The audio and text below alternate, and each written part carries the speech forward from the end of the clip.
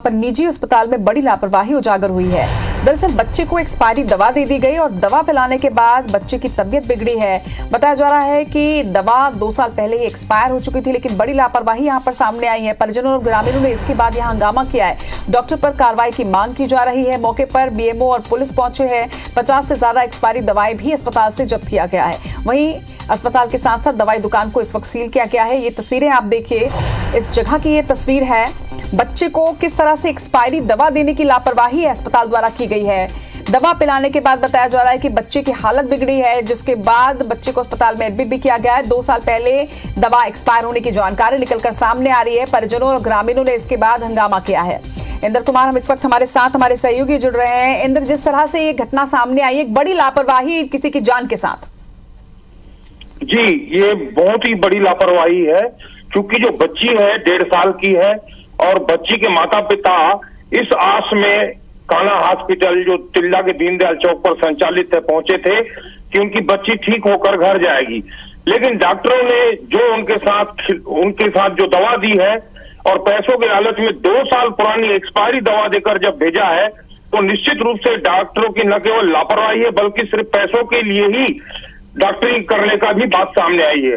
और जब रात को बच्ची को दवा पिलाने के बाद जब उसकी तबीयत बिगड़ी, तो आज सुबह उसके माता पिता बच्ची को लेकर रोते हुए सामुदायिक स्वास्थ्य केंद्र पहुंचे और जब डॉक्टरों ने उसकी जांच की और पूछा कि आपने कौन सी दवा पिलाई है जिससे इस बच्ची की तबीयत बिगड़ी है, और जब डॉक्टरों सामने उस बॉटल को रखा गया तो डॉक्टर भी सन्न रह गए, क्योंकि वो दवा 2 साल पहले एक्सपायरी हो चुकी थी।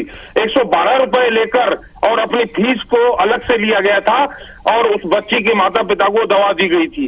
हालांकि बच्ची को एक ही डोज पिलाया गया था और एक ही डोज पीने के बाद उसकी इतनी तबीयत बिगड़ी कि फिर उसे संभालना मुश्किल हो गया और सुबह अस्पताल पहुंचे थे। इंद्र, ये भी जानकारी दीजिएगा कि ये जो दवाई दुकान है ये अस्पताल के अंदर ही संचालित की जाती है या बाहर से लिया गया है दवाई? जी, मैं आपको ये भी बता दूं कि ये जो दवाई की दुकान है अंदर संचालित होती है और ज्यादातर डॉक्टर जो भी यहाँ अस्पताल प्राइवेट है सभी ने अपने मेडिकल दुकान खोल रखी है। बीएमओ जो वहां भी मौके पर पहुंचे हुए हैं, उन्होंने इस दुकान को सील कर दिया है। सबसे बड़ी बात, वहां 75 नमूनों की दवाएं एक्सपायरी मिली है, जो 2015 में एक्सपायरी हो चुकी है और उस दवाओं को भी वहां बेचा जा रहा है। कुल मिलाकर 75 दवाओं को जब्ती किया गया है। दुकान को फिलहाल सील कर दिया गया है और रायपुर के उच्च अधिकारी को जानकारी दी गई है। ऐसे बताया जा रहा है कि वहां से कुछ अधिकारी लोग यहाँ अस्पताल के लिए रवाना हुए। आपको ये भी बता दूं कि आज अभी 2 मंत्री आए हुए थे, आदरणीय ओपी चौधरी जी और राजस्व मंत्री टंकराम जी। उन्होंने भी इस पर गहरी चिंता व्यक्त की और उन्होंने कहा है कि दोषियों को बख्शा नहीं जाएगा। बच्चे की हालत पर भी अपडेट दीजिएगा इंद्र।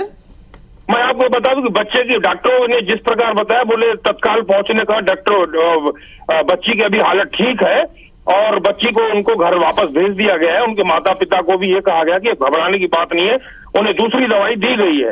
ये भी बता दूं कि बच्ची कोई ज्यादा बीमार नहीं थी। पहले उसको मात्र खांसी के लिए उसको कान्हा हॉस्पिटल लाया गया था, लेकिन वो बीमारी दवा पीने के बाद उल्टा उनकी तबीयत अधिक खराब हो गई। जी, खबर पर नजर बनाकर रखिएगा अंदर। फिलहाल तमाम जानकारी के लिए आपका बहुत बहुत शुक्रिया। तो निश्चित तौर पर एक बड़ी लापरवाही यहाँ पर सामने आई है, देखना होगा किस तरह से एक्शन लिया जाता है। इसके साथ ही IB24 भी अपने तमाम दर्शकों से अपील करता है कि जब भी आप चाहे वो कहीं से भी दवाई खरीदें, दवाई दुकान से दवाई खरीदते वक्त आप खुद भी एक बार एक्सपायरी डेट और उसकी जो डेट होती है MFG वो जरूर देखें।